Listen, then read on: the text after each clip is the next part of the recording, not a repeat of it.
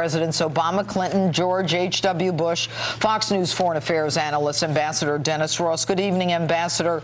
Without even talking about Prime Minister Netanyahu's visit, how do Israelis view the U.S. effort to make this nuclear deal with Iran, the country that is sworn to destroy your country, Israel? Well, obviously, I think Prime Minister Netanyahu has had deep concerns about the deal that is emerging. One thing that most people didn't seem to pick up in his speech to the Congress was that he actually moved his position on what would be an acceptable outcome, meaning one that Israel could live with.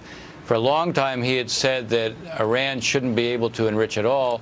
That's no longer his position. He says he would certainly prefer it. Frankly, I think the United States and the other members of the 5+1 would prefer it.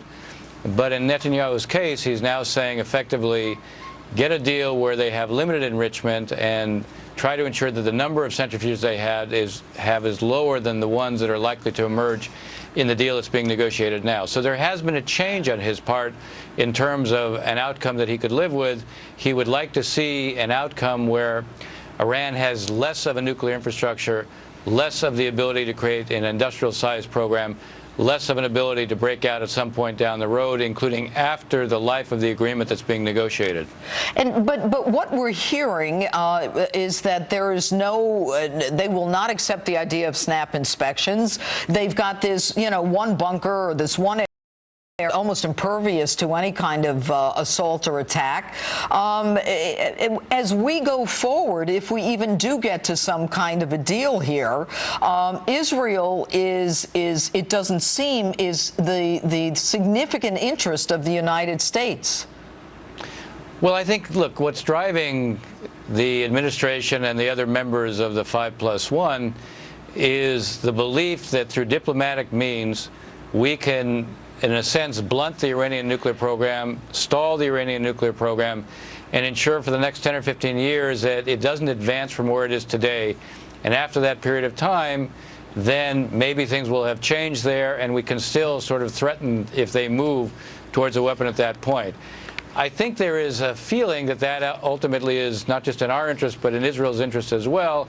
I think the key is, does the agreement prevent the Iranians from being able to break out?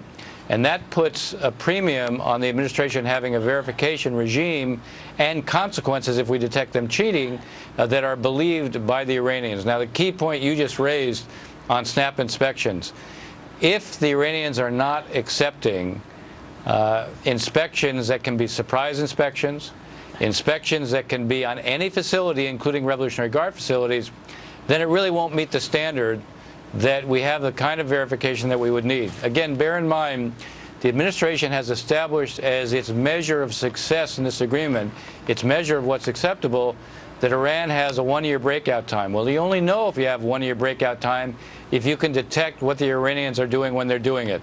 So that requires us being able to go anywhere at any point, at any time. No, Ambassador, I don't want to interrupt you, but we don't have a lot of time left. So let's assume that we find out about it, that it's not a snap inspection, it's a planned inspection. Yeah. What do we do then? Well, I think, again, if we are in a position where we can't have inspections on a timely basis, then that's a question, I think, that really raises basic doubts about whether the agreement can meet the standard that the administration is setting for itself. I think we have to have that kind of access. And in answer to your question, I have advocated that the administration identify in advance what are the range of different kinds of violations and what will be the consequences for each of these. The most egregious, the Iranians should know that we will be prepared to use force, and the Congress should be prepared to authorize the use of force in the event of such a violation. That would do a lot to deter the Iranians in the first place. It would certainly address the concerns of many, including the Israelis. All right, Ambassador Dennis Ross, thanks so much for being with us. My pleasure.